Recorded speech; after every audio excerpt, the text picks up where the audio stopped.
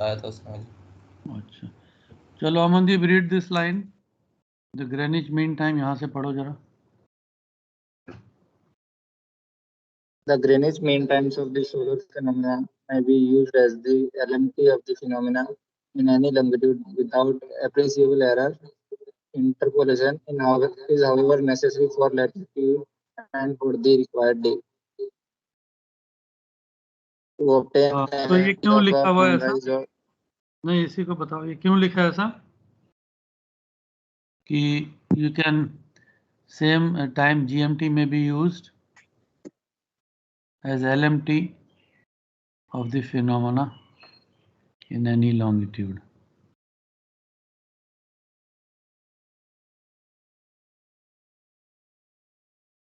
ये हमने डिस्कस किया था। एल्मनैक में जितने भी टाइम दिए सारे GMT हैं for the event over Greenwich meridian, but यहाँ पर अंडरलाइन करो solar phenomena. So anything related to the solar phenomena may be used as LMT of the phenomena in any longitude without appreciable error.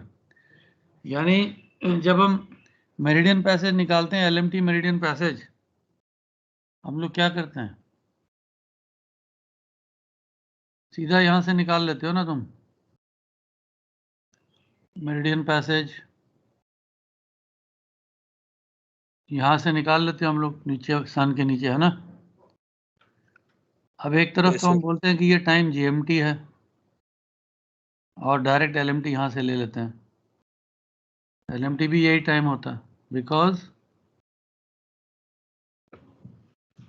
This is the mean sun, mean time है, तो उसका जो movement है क्या speed है, fixed है ना। That is not erratic like the true sun, that we say 15 degrees in 1 hour. So 24 hours में 360 डिग्री कवर करता है। Do you remember this point which we had discussed earlier? Yes.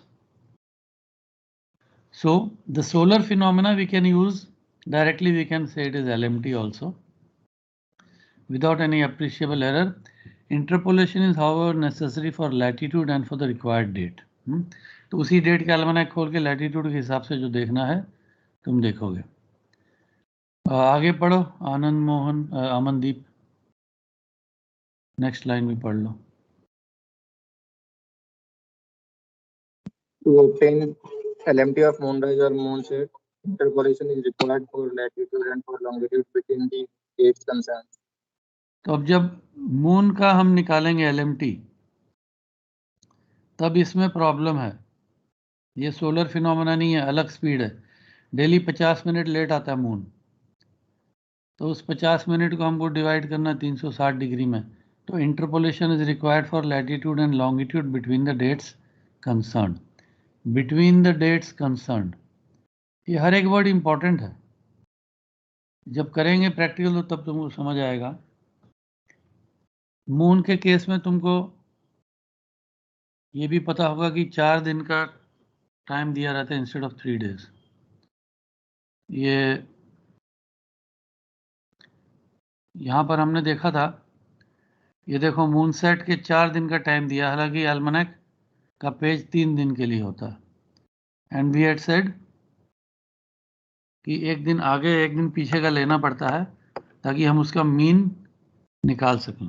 So when we do moon rise, moon set, all those things we will come to know. Okay, Anand Mohan ji आया कि नहीं आया? कौन कह रहा था नेटवर्क प्रॉब्लम है? सर उसने मुझे बताया था कि नेटवर्क प्रॉब्लम है उसको, तो network yes problem sir, Anand Mohan Jha sir. हाँ, तुम थर्सडे को जवाब नहीं देते, आज भी नेटवर्क, रोज नेटवर्क प्रॉब्लम क्यों हो रहा है भाई? सर एक्चुअली फोन में अटेंड कर रहा हूँ सर, इसलिए कभी कभी नेटवर्क इशू हो रहा है सर। फोन का बेटर है, ब्रॉडबैंड बेटर है? मुझे लग रहा है फोन का तो बेटर होता है। नहीं सर, ब्रॉडबैंड बेटर था सर, घर पे अभी घर पे नहीं है, कुछ प्रॉब्लम की वजह से बाहर आए हुए थे, इसलिए फोन पे अटेंड कर रहा हूँ। अच्छा, हाँ, बाहर अगर किसी इमरजेंसी के लिए गए हो तो ठीक है, आई कैन नॉट से, इस समय थोड़ा ऐसे चल रहा है, बट कोशिश करो कि घर में रह के पढ़ो, जितना ठीक सही तरीके से करो। कैजुअल मत लो जस्ट बिकॉज नेट है तो चलो कहीं से भी अटेंड कर सकते हैं, फिर वो ना फोकस नहीं रहेगा, वरना सारी बातें समझ आएंगी, कई क्लास में कई पॉइंट्स मिस हो जाएंगे। जैसे नेटवर्क प्रॉब्लम है, फिर अगले महीने या 15 दिन बाद कोई और बात करेंगे हम, तुमको कनेक्शन मिलेगा नहीं, क्योंकि इतना तो सीरियस कोई होता नहीं मेरे ख्याल से कि क्लास के बाद पूछे कि आज सर ने क्या क्या पढ़ाया, मैं अपडेट कर लूँ अपने आप को या सारे टॉपिक्स कवर कर लूँ। तो ये जो डिस्कनेक्ट हो जाता ना, कई क्लासेस जब मिस हो जाती हैं तब कैंडिडेट्स को प्रॉब्लम आती है। तो ट्राई टू मेंटेन द, ये पढ़ो जरा paragraph in these tables.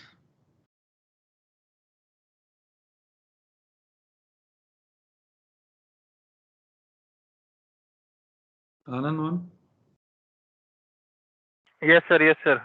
In these tables, there are three symbols used. The white box indicates that the sun or moon remains continuously above the horizon.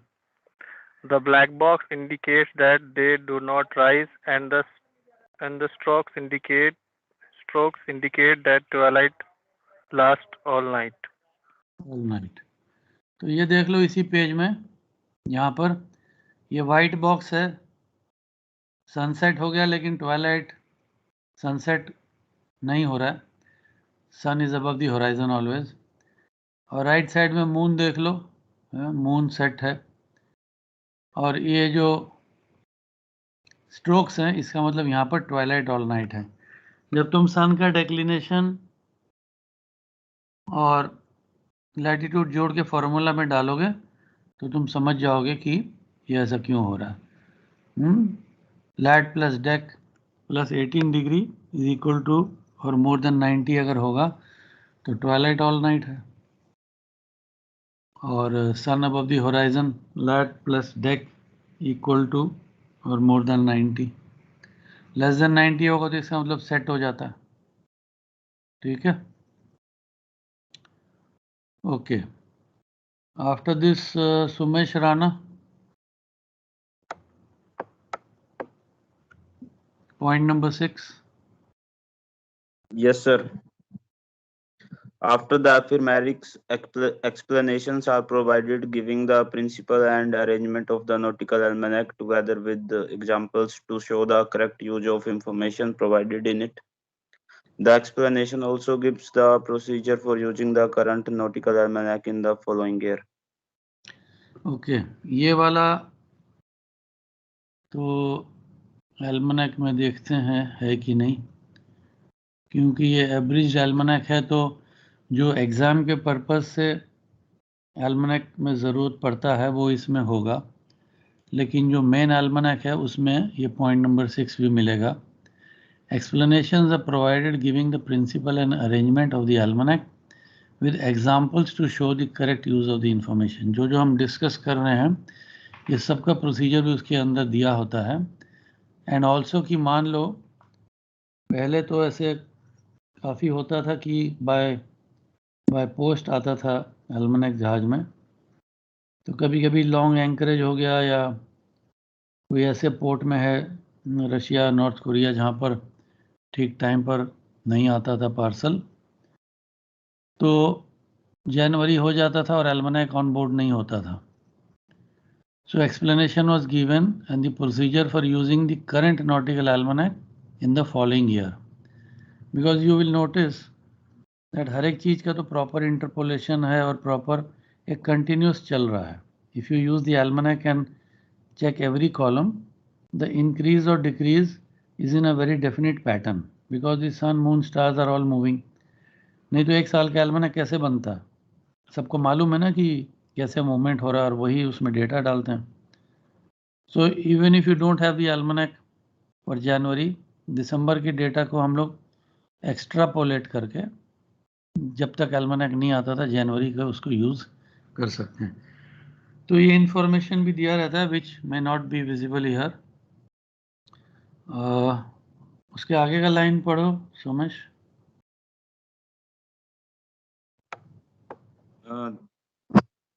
The tables of standard time gives the time difference between GMT and the standard time of the different areas of the world.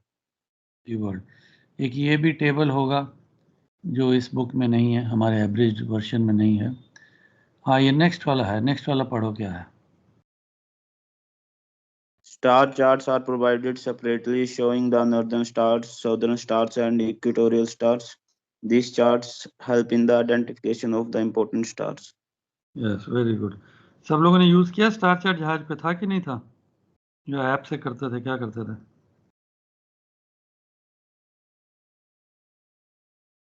Star finder कुछ होता है ना, एक round disc होता है, latitude set करते हैं।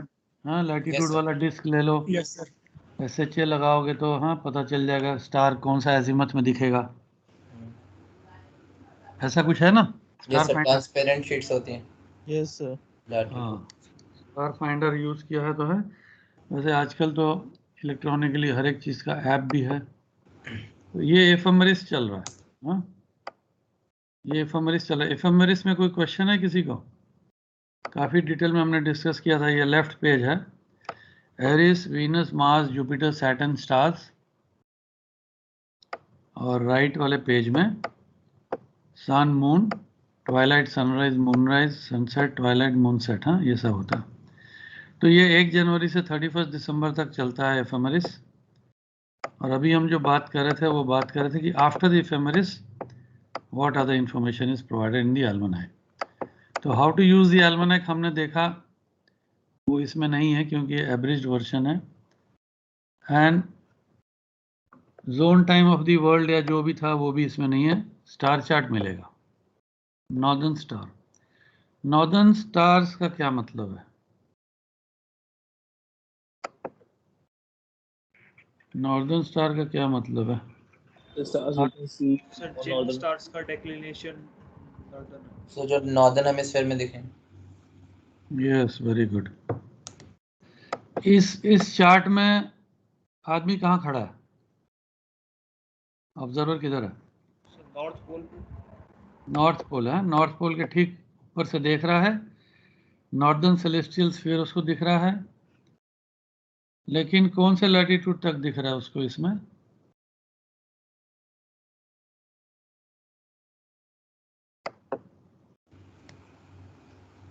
Equator, 0 degree equator. Equator तक दिख रहा है 10 डिग्री। 10 डिग्री। हाँ, ऊपर पोल अगर 90 है तो 70, 50, 30, 10 डिग्री तक। क्योंकि वो अर्थ कर्व हो रही है ना, तो प्लेन पेपर के ऊपर कॉन्स्टलेशन बनेगा नहीं, बड़ा पास पास दिखेंगे स्टार्स। अब इसमें सारा इंफॉर्मेशन दिया है। पोलारिस सेंटर में है, कॉन्स्टलेशन भी काफ़ी बने हुए हैं। इक्विनॉक्शियल थोड़ा दिखेगी आगे जाके, लेकिन ये बीच में इक्लिप्टिक भी चल रहा है। इक्लिप्टिक तुम देख रहे हो पास कर रहा है कहाँ से? इधर आयरिस है, टॉरस कॉन्स्टलेशन, जेमिनी, आगे लियो आ रहा है, ऐसे घूम जाएगा। हाँ, 22.5 डिग्री पे होता है, नीचे का दिखेगा। ये क्या है सब? लियो, जेमिनी, टॉरस क्या है? कॉन्स्टलेशन है। कॉन्स्टलेशन तो ये ऊपर में भी हैं। ड्रैकोन क्या है? Ursa Major, Ursa Minor, Cassiopeia, Andromeda, Pegasus, Perseus, Auriga. उन कॉन्स्टलेशन और इनमें क्या फर्क है? ये ज़ोडिएक साइंस। ये the science of the zodiac.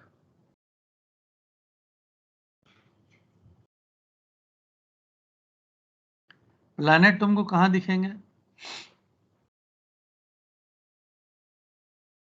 Planet तुमको कहाँ दिखेंगे?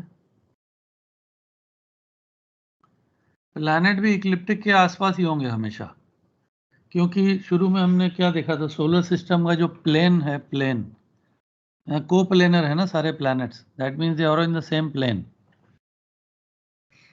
तो जिस डायरेक्शन है, जिस एंगल से सन मूव कर रहा है, उसी के आसपास सारे प्लैनेट रहते हैं, थोड़ा ऊपर थोड़ा नीचे, हल्का सा आगे पीछे।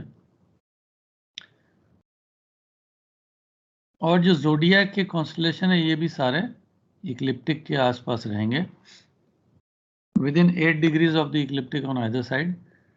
30 डिग्री का एक जोडियाक होता है तो 12 जोडियाक साइन होते हैं, 12 into 30 360 degrees. Just for your common knowledge मैंने बता दिया, हालांकि कोई काम का नहीं है ये, एस्ट्रोनॉमी के चैप्टर में थोड़ा सा ये मेंशन था। और क्या दिया इस चार्ट में? हमने देखा डेक्लिनेशन 10 डिग्री नॉर्थ से ये स्टार्ट होता है 90 तक जाता है। और क्या दिया हुआ है? साइडेरियल आवर एंगल, साइडेरियल आवर एंगल कहाँ से स्टार्ट होता है? ये 0 है लेफ्ट साइड में, ठीक है। वेस्टवर्ड चलोगे, वेस्टवर्ड चलोगे साइडेरियल आवर एंगल मेजर होगा 360 डिग्री। इसके नीचे कुछ लिखा है, छोटा छोटा दिख रहा बड़ा, स्टार की ब्राइटनेस कौन से स्टार है नहीं है दिया है। उसके बाद नीचे इक्वेटोरियल स्टार्स 10 डिग्री नॉर्थ से लेके 10 डिग्री साउथ, जो वहाँ नहीं था वो यहाँ मिल जाएगा तुमको, हालांकि इसमें थोड़ा ज़्यादा भी दिखा रहा है।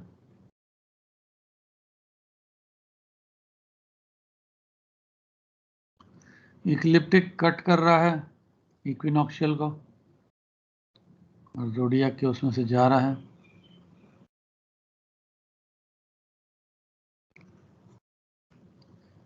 जो हमारा फर्स्ट पॉइंट ऑफ एरिस में कट करता था इक्लिप्टिक एंड इक्विनॉक्शियल, वो आजकल उसका नाम फर्स्ट पॉइंट ऑफ एरिस ही है, बट आजकल पाइसेस कॉन्स्टलेशन में चला गया वो पॉइंट। पहले जब रिसर्च होके जब डिस्कवर हुआ था तब वो एरिस वाले कॉन्स्टलेशन में था, तो उसका नाम पड़ गया फर्स्ट पॉइंट ऑफ एरिस। आजकल वो चला गया पाइसेस कॉन्स्टलेशन में। क्यों चला गया? Does anyone, can anyone tell me? Do you remember that point? या due to precession of the equinoxes westward movement हो गया है और पाइसेस में चला गया। स्टार चार्ट में अब सदर्न स्टार्स हैं, ठीक है। साउथ के जो दिखेंगे स्टार्स वो इसमें भी देख लो ज़ोडिएक वाले कॉन्स्टलेशन इक्लिप्टिक के आसपास हैं, बाकी सब ऊपर नीचे हैं।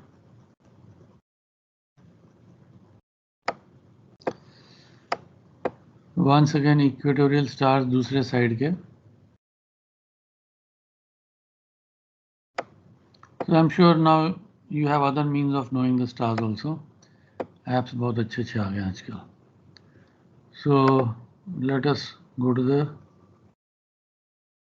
next point. उस दिन किसने पढ़ा था लास्ट इन तीनों को छोड़ के? मुदित ने पढ़ा था, मुदित सूद? Yes, sir. कौन कौन पढ़ना बाकी था? कहाँ तक पढ़े मेरे को याद नहीं आ रहा। अपूर्व अग्रवाल ने पढ़ लिया था?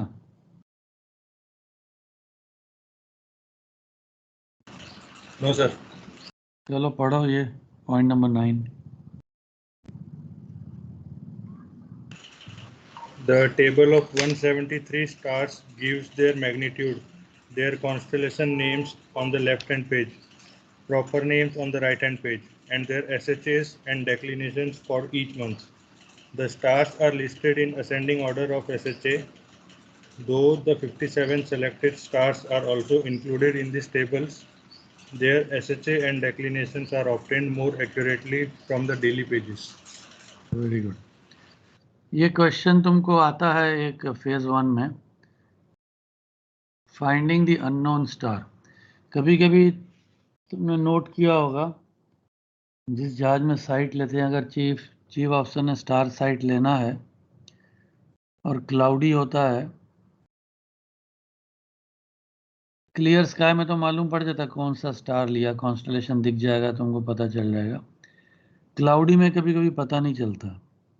तो मान लो क्लाउड थोड़ी देर के लिए क्लियर हुआ और एक स्टार दिखा थोड़े टाइम के लिए, तुमने उसका क्या क्या ले लिया? अगर स्टार दिखा आधे 1 मिनट के लिए तो क्या क्या नोट करते हो? अगर स्टार का साइड लेने को बोलेंगे तो क्या 4 चीजें नोट करोगे? कोई बता सकता है? अपूर्व तुम बताओ।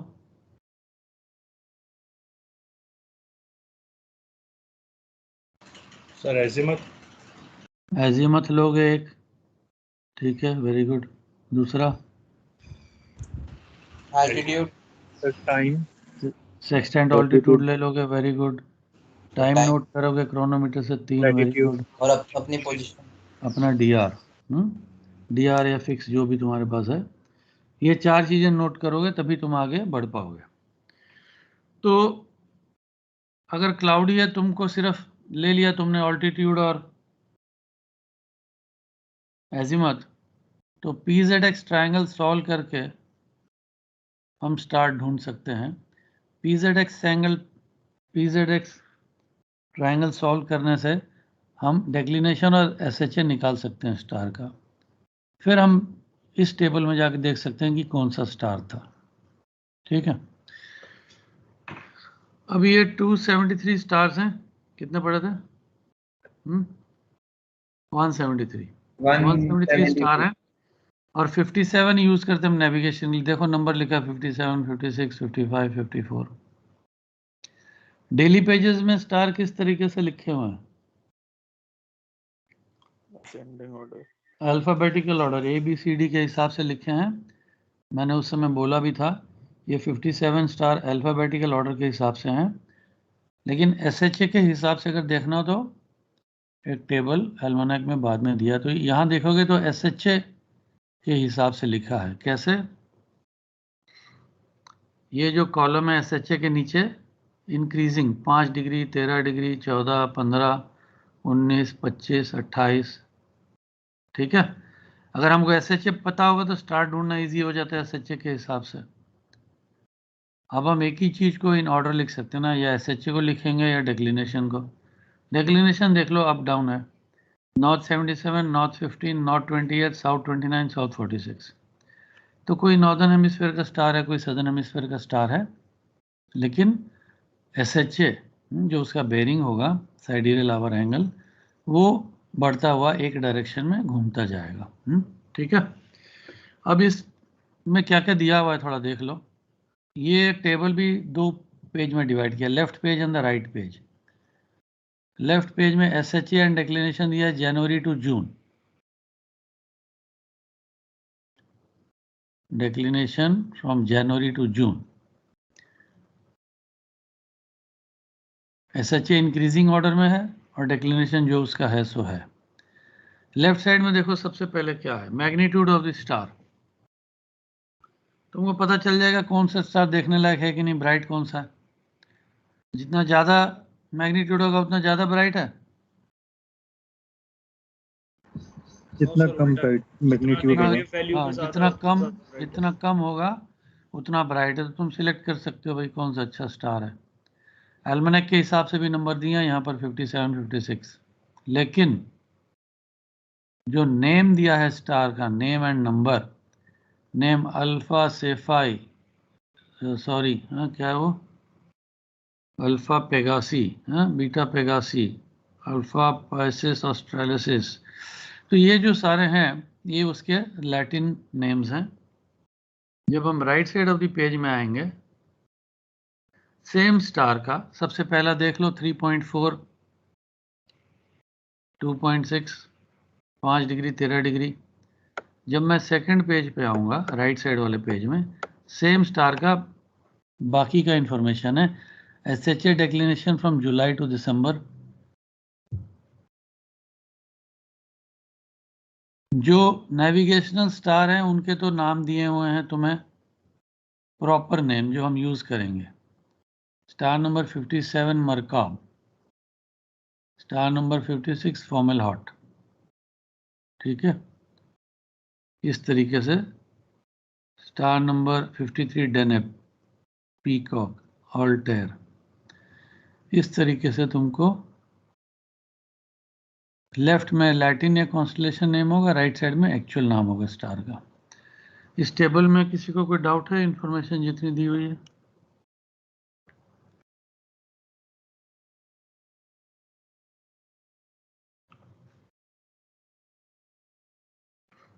लेकिन अगर तुमको प्रैक्टिकल नेविगेशन के क्वेश्चंस के लिए, न्यूमेरिकल के लिए स्टार का डिक्लिनेशन और एसएचए चाहिए तो यहाँ नहीं आओगे, तुम डेली पेज में ही जाओगे।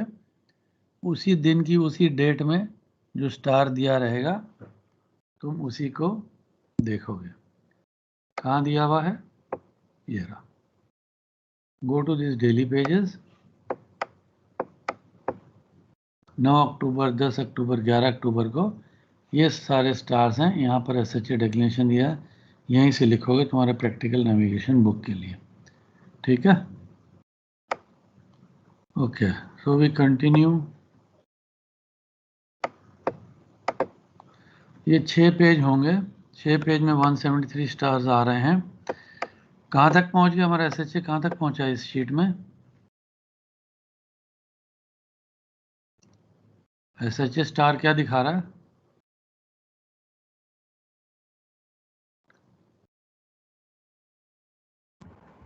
Last value 159 degree 159. 159, very good. ये वाला कॉलम है एसएचए का। ठीक है, तो एसएचए मैक्सिमम कितना होना चाहिए?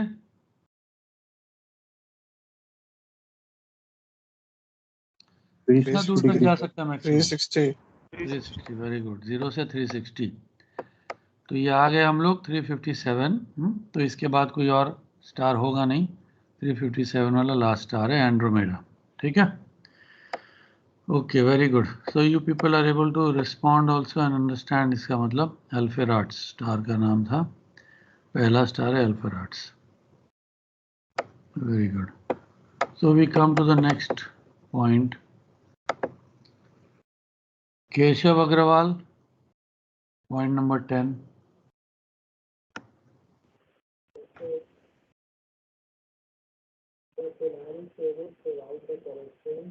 जोर से आवाज नहीं आ रही तुम्हारी, माइक के अंदर बोलो।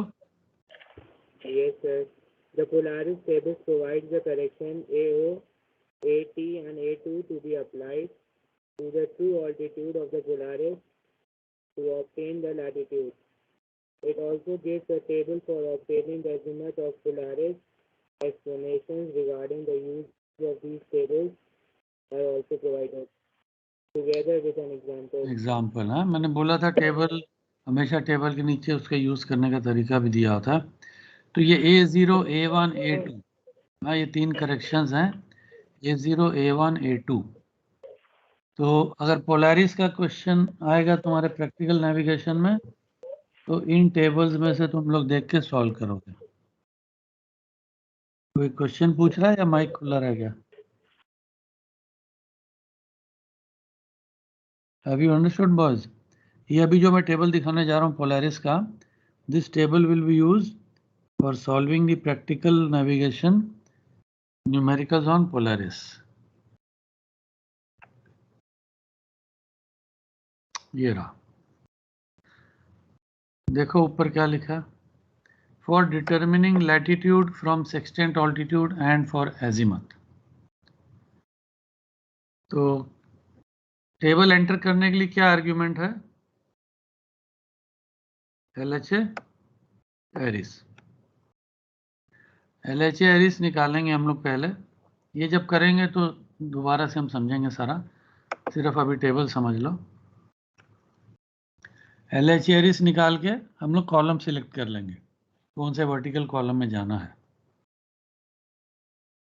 ठीक है, तो मान लो मेरे को 35 डिग्री अगर मेरा LHA एरिस निकला तो मैं कौन सा रीडिंग लूँगा? A0 का। ऊपर का जो रो है A0 है, उसके बाद A1, A2 भी आएगा। 35 डिग्री LHA एरिस में मेरी रीडिंग क्या होगी?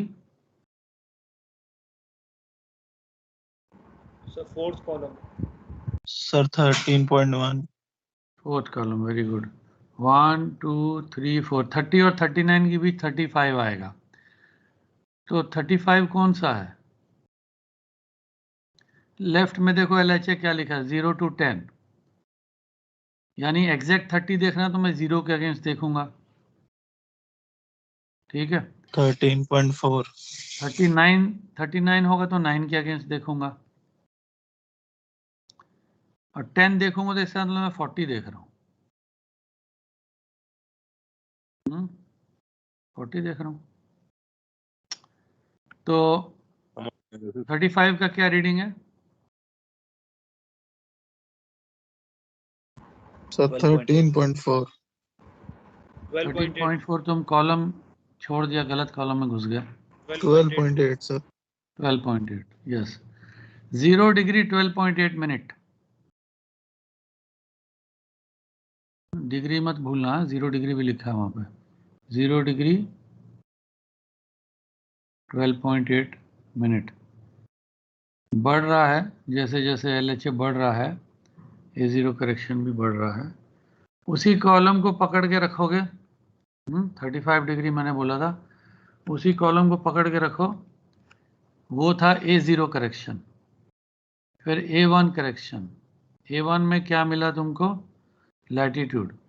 मान लो हमारा लैटिट्यूड भी 35 है, तो क्या मिला रीडिंग?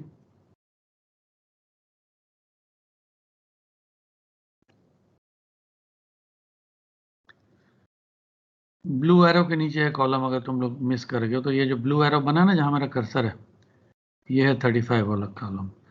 उसी के नीचे तुम्हारा DR लैटिट्यूड क्या है? मान लो 35 है तो इंटरपोलेट करोगे, इस केस में 0.6 ही रहेगा, ठीक है। यस सर ये A1 करेक्शन हो गया। उसके बाद मंथ कौन सा चल रहा है तुम्हारा? मान लो अभी जून चल रहा है, तो क्या होगा? 0.3 ठीक है। कोई इंटरपोलेशन का जरूरत नहीं है, नीचे लिखा इंस्ट्रक्शन हम पढ़ लेंगे। उसी कॉलम में नीचे तुमको तुम्हारा एजिमथ मिल जाएगा। क्या एजिमथ है? 0 डिग्री 0 मिनट। 0 डिग्री। एजिमथ डायरेक्ट तुमको यहां से मिल जाता। इतना कम क्यों एजिमथ? 0.4 डिग्री, 0.1 डिग्री से लेके 358.8, 359, 359.2, 359.3 भी है।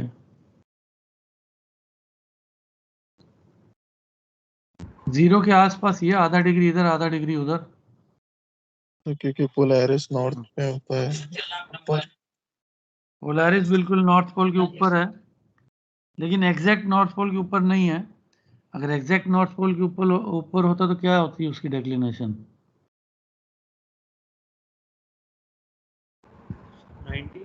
90 डिग्री होती। अगर एग्जैक्ट नॉर्थ पोल के ऊपर पोलैरिस होता तो 90 डिग्री डिक्लिनेशन होता। पोलैरिस का डिक्लिनेशन है अबाउट 89 डिग्री 10 मिनट के आसपास, तो इसीलिए थोड़ा सा एजिमथ दिखता, गोल गोल घूमता नॉर्थ पोल के आसपास, लाइक अ सर्कमपोलर बॉडी। तो इसलिए आधा डिग्री, 1 डिग्री इधर, 1 डिग्री इधर होता है बस। प्रिसेशन ऑफ द इक्विनॉक्सेस की वजह से इस समय नॉर्थ पोल के ऊपर पोलैरिस है। हमने पढ़ा था ना प्रिसेशन में, कुछ 1000 साल के बाद नॉर्थ पोल को पॉइंट नहीं करेगा, हमारा नॉर्थ पोल किसी और स्टार में पॉइंट करेगा। तो यहां देख लो, latitude is equal to apparent altitude plus A0 A1 A2 minus 1 degree. तीनों को ऐड करेंगे हम, A0 A1 A2 को ऐड करके 1 डिग्री बाद में माइनस कर देंगे। क्यों माइनस करेंगे? इसका थ्योरी जब पोलैरिस पढ़ेंगे तो देख लेंगे।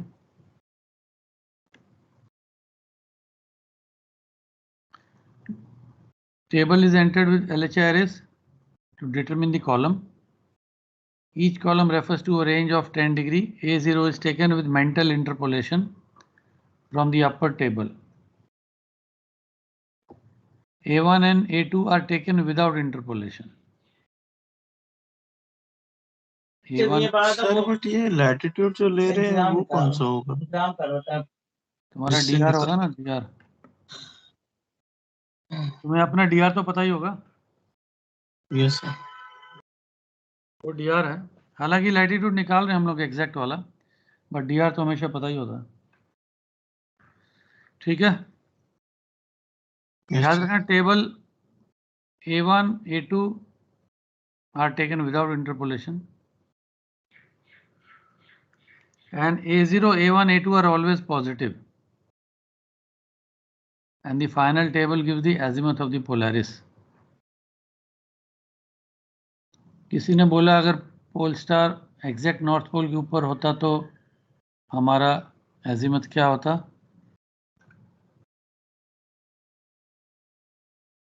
सर एजिमथ 0 होता, डेक्लिनेशन 90। 0 होता सर एजिमथ। एजिमथ 0 होता, डेक्लिनेशन 90 होता। Very good. पोजीशन लाइन क्या होती? डायरेक्शन पोजीशन लाइन की सर नॉर्थ साउथ। अगर बेरिंग 0 डिग्री है यानी बेरिंग नॉर्थ है तो पोजीशन लाइन क्या होगी? तुमने लॉजिकली नॉर्थ साउथ बोला, ठीक है, क्या नाम है तुम्हारा? Sir Divya Kumar Saxena. Divya. Anybody else has another answer? The same answer.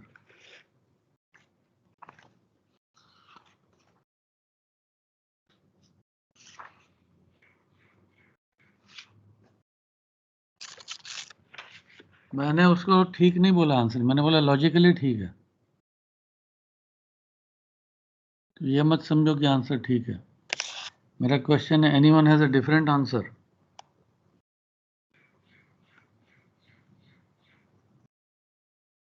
No?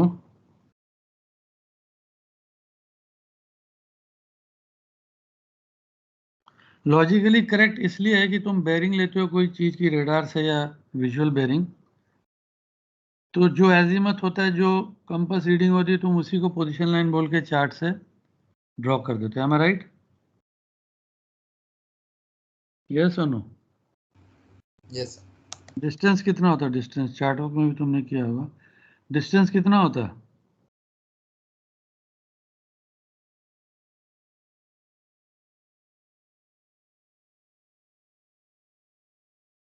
Approximately बोलो, आइडिया है कैसे?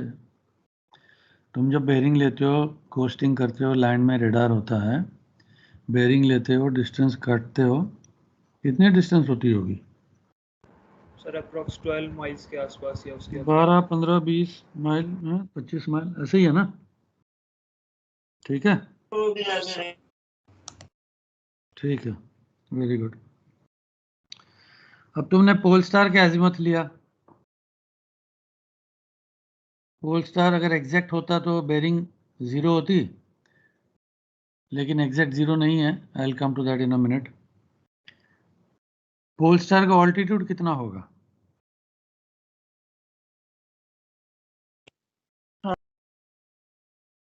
कितना होगा पोल स्टार का ऑल्टीट्यूड? सर वो तो यूजर ऑब्जर्वर के लैटिट्यूड पे डिपेंड करेगा ना सर। Very good. अगर ऑब्जर्वर की लैटिट्यूड 35 डिग्रीज है तो ऑल्टीट्यूड कितना होगा? 90 - 35। जितना ऑब्जर्वर का लैटिट्यूड है उतना पोल स्टार का ऑल्टीट्यूड होगा। ये हमने देखा ना शुरू में, NP = QZ। याद है रैशनल होराइजन डायग्राम?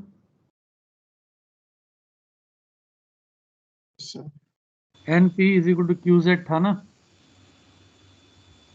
यस और नो? Yes sir.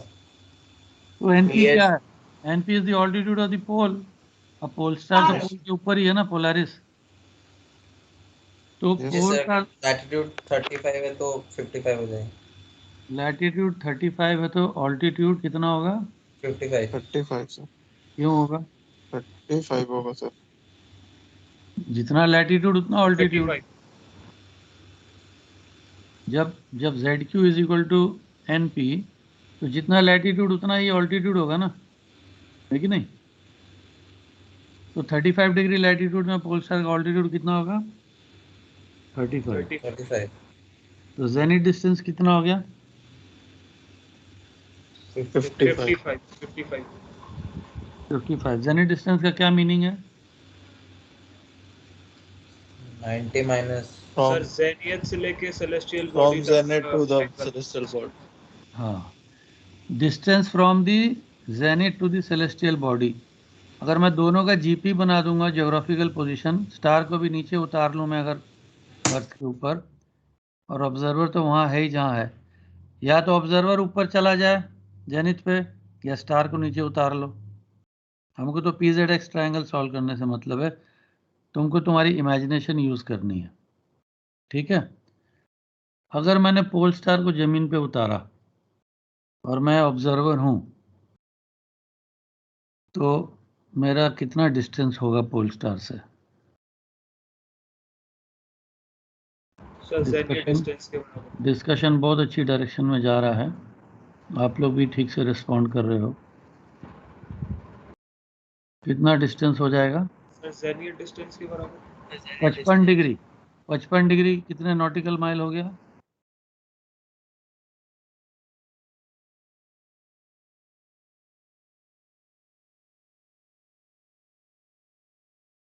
पचपन डिग्री कितने नॉटिकल माइल हो गया? 3300 nautical miles. 3300 nautical mile. यानी तुमने एक ऐसी सेलेस्टियल बॉडी का बेरिंग लिया है जिसका जीपी तुमसे 3300 माइल दूर है। अब अगर 25 माइल का तुम लैंड का या लाइट हाउस का बेरिंग लेते हो, आधा 1 डिग्री इधर उधर हो जाए तुम्हें पता भी नहीं चलता है, तो चार्ट में कितना डिफरेंस हो जाता है पोजीशन का? कितने माइल इधर उधर हो जाओगे?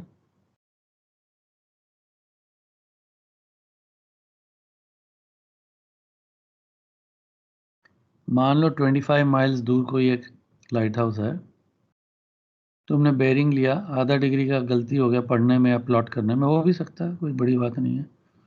तो 25 माइल दूर एक लाइन अगर लेफ्ट और राइट शिफ्ट होगी तो कितने माइल की फर्क आ जाएगा पोजीशन में? रफ आइडिया दो, जैसे तुम लोग डेली ऑब्जर्व करते हो, मैं कोई फिक्स थोड़ी पूछ रहा हूँ।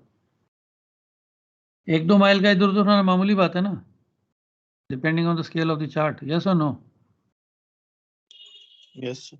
स्मॉल स्केल चार्ट होगा तो हो सकता है 4-5 माइल का भी फर्क आ जाए, अगर 1 डिग्री तुमने टेढ़ा लाइन प्लॉट कर दिया। लार्ज स्केल चार्ट होगा तो आधा 1 माइल का फर्क आ जाएगा। अब सोचो एक ऑब्जेक्ट जिसका तुमने बेरिंग लिया है वो 3300 माइल दूर है तुमसे, तो उसकी पोजीशन लाइन क्या उसी स्ट्रेट लाइन में होगी कि नहीं होगी? No, sir.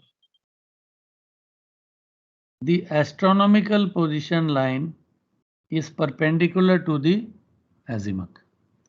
ये मैं तुमको अच्छे से समझाऊंगा, तुमने कोर्स प्लान में देखा होगा theory of position line, but क्योंकि ये सामने एक चीज़ आ गई तो मैंने कहा थोड़ा सा यहाँ हिंट दे दूं।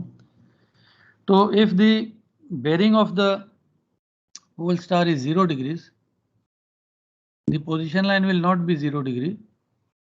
उस मेथड से ठीक था, जो चीज़ नज़दीक है 20, 25, 40, 50 माइल, लेकिन जो चीज़ इतनी दूर है उसकी पोजीशन लाइन होगी उसके perpendicular. Position line will be east west 090270। इस पॉइंट को मन में रख लो, सोच लो, समझ लो। अगर कहीं से पढ़ के कोई आइडिया लगा के समझ सकते हो तो बहुत अच्छा है, उस दिन हमारा टॉपिक ज़्यादा इंटरेस्टिंग हो जाएगा। ठीक है, तो because pole star is not exactly on the north pole, थोड़ा थोड़ा गोल घूमता है उसके आसपास, क्योंकि डिक्लिनेशन एग्जैक्ट 90 नहीं है, 89 डिग्री 10 मिनट के आसपास है, तो थोड़ा सा गोल गोल घूमता है, तो कभी नॉर्थ पोल के लेफ्ट आ जाता है, कभी नॉर्थ पोल के राइट आ जाता है। ठीक है, जब नॉर्थ पोल के लेफ्ट आ जाता है तो 359 बेरिंग हो जाता है, जब नॉर्थ पोल के राइट आ जाता है तो 1 डिग्री हो जाता है। और इसी तरह कभी नॉर्थ ऑफ द पोल भी होता होगा, कभी साउथ ऑफ द पोल भी होता होगा। तो ये सारी करेक्शन इसलिए दी हुई हैं, जब पोलरिस करेंगे थोड़ा और एक बार हम लोग समझ लेंगे। ये पोलरिस का टेबल हो गया तुम्हारा। ये भी LHA एरिस चलेगा 360 डिग्री तक, तो 3 पेज में शायद आ जाता है। अब देख लो, एक एग्जाम्पल भी करके दिया हुआ है। So and so date, time, dr का लैटिट्यूड या अपेरेंट एल्टीट्यूड दिया हुआ है, in longitude west 37, the apparent altitude दिया 37 डिग्री 14 मिनट। हाँ नहीं, in longitude 37, the apparent altitude of Polaris is 49 degree 31 minute. अब डेली पेजेस से तुमने GH एरिस निकाला, इंक्रीमेंट लॉन्गिट्यूड वेस्ट लगा के LH एरिस निकाल दिया। अब इस केस में बताओ, लॉन्गिट्यूड दिया था तो LH एरिस हमने निकाल लिया, लैटिट्यूड तो दिया नहीं है, तो हम A1 करेक्शन कहाँ से लेंगे?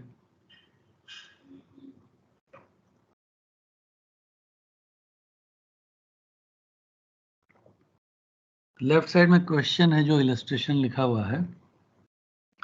A1 करेक्शन मैंने बोला लैटिट्यूड के हिसाब से देखेंगे, लॉन्गिट्यूड दिया है जो हमने LH एरिस निकाल लिया, क्योंकि LH एरिस के हिसाब से एंटर करेंगे टेबल में, लेकिन DR लैटिट्यूड नहीं दिया क्वेश्चन में, तो हम लैटिट्यूड कौन सा लेंगे जब हम A1 करेक्शन निकालेंगे? ये बता सकता है?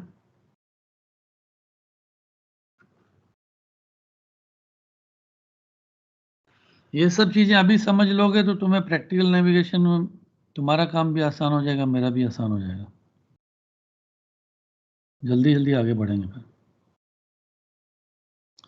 फिर थोड़ा सा माइंड अप्लाई करो, बोलो। पोलैरिस का एल्टीट्यूड। Yes, very good. अभी अभी हमने बात की कि जो पोलैरिस का ऑल्टीट्यूड है वही तो उसका लैटिट्यूड है, एग्जैक्ट नहीं है। एग्जैक्ट के लिए तो हम ये सॉल्व करेंगे करेक्शन लगा के, लेकिन ऊपर करेक्शन भी कोई इतने ज़बरदस्त थोड़ी हैं।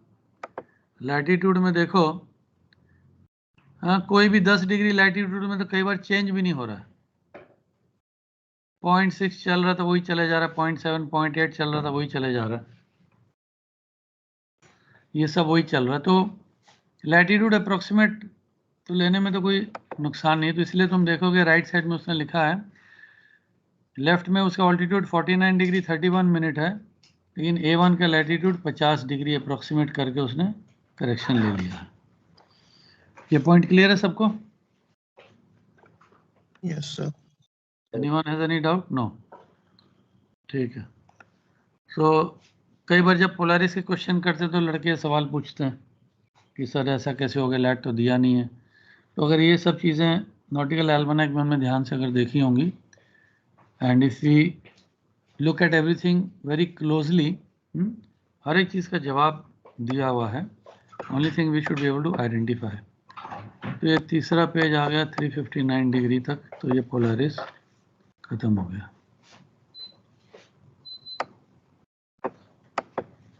सो we go on to the next item. किसका पढ़ने का बारी है? Aditya Atri. Point number 11।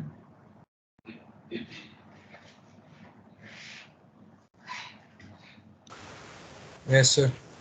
The table for conversion of arc to time is useful for converting arc to its equivalent in time and vice versa. या सो हमने बोला कि जो हमारा सर्कल है, जो 360 डिग्री का सर्कल है,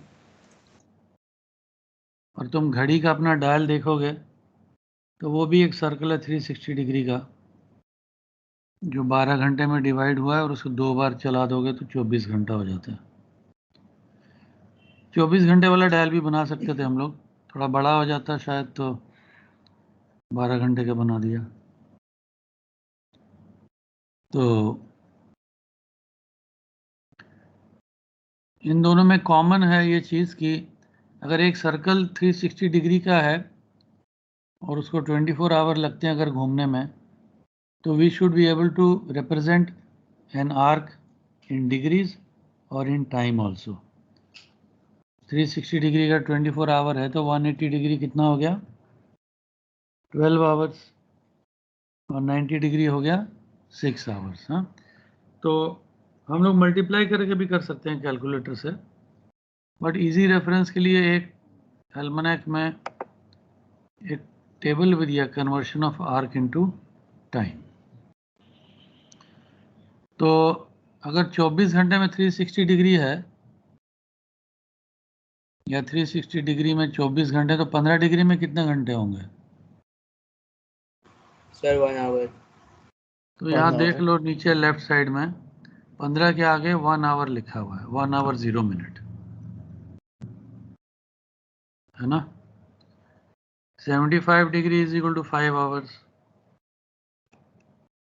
90 डिग्री इज इक्वल टू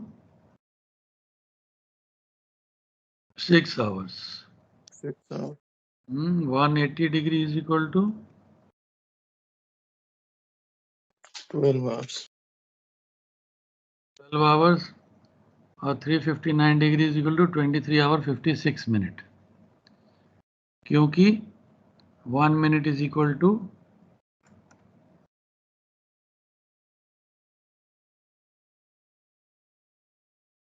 3 कितना था, 59 डिग्री था ना।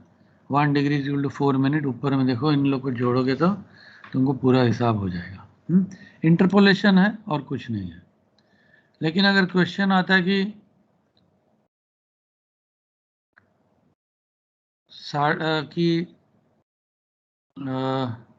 साढ़े 4 डिग्री कितने मिनट होता है, तो क्या करेंगे हम लोग? 4 का दिया है 16 मिनट, 5 का दिया है 20 मिनट, 4.5 का कितना होगा? 18. 4 डिग्री 30 मिनट 18 होगा, बट 18 तुमको आया कहाँ से? मेंटल इंटरपोलेशन किया होगा तुमने, क्योंकि सिंपल था। बट राइट साइड का टेबल देख लो, राइट साइड में मिनट्स को इंटरपोलेट किया, तो 30 के आगे क्या लिखा हुआ है? 2 मिनट लिखा है ना। Yes sir. 30 के आगे 2 मिनट लिखा है। और अगर इस कॉलम पे हम ऊपर में देखें तो 30.25 भी अगर मैं बोलूं या 30.5 बोलूं, 4 डिग्री 30 मिनट 30 सेकेंड, या 4 डिग्री 30.5 मिनट भी मैं बोल सकता हूँ, 30.75 मिनट भी बोल सकता हूँ। तो वो यहाँ से आप लोग इंटरपोलेट कर सकते हो। 30 अगर एग्जैक्ट है तो 2 मिनट, 30.25 है तो 2 minute 1 second, 2 minute 2 second, 2 minute 3 second, इस तरीके से चलेगा। तो conversion of arc into time या time into arc, you can use this table, और you can use your scientific calculator. वहाँ पर वो टैब होगा ना, डिग्री मिनट सेकेंड वाला, देखा होगा तुम लोगों ने, देखा है कि नहीं? हाँ, उसको क्लिक करके तुम टाइप करते जाओ तो आता जाएगा। बट कैलकुलेटर को यूज़ करना भी प्रैक्टिस है, जितना यूज़ करोगे ज़्यादा उतना जल्दी एग्ज़ाम में तुम कर पाओगे। स्पेशली जब ट्रिग्नोमेट्रिक फंक्शन करना हो और ये सब हो, तो कैलकुलेटर भी सीखना शुरू कर दो अगर नहीं सीखा किसी ने तो, क्योंकि उसमें तुम्हारा टाइम बहुत वेस्ट होगा और तुम गलती भी कर सकते हो अगर लॉजिकली सही स्टेप्स में फॉलो नहीं किया तो। Conversion of arc into time, time into arc, and also trigonometric function में। तो ये तो एक सिंपल सा टॉपिक था, इसमें किसी को कोई क्वेश्चन है? तो let's take a break here, when we come back will do increments. अभी टाइम हो गया ब्रेक का 3:35, 5 मिनट ज़्यादा हो गया, 15 मिनट ब्रेक ले लो, तो 3:50 को आ जाना, ठीक है।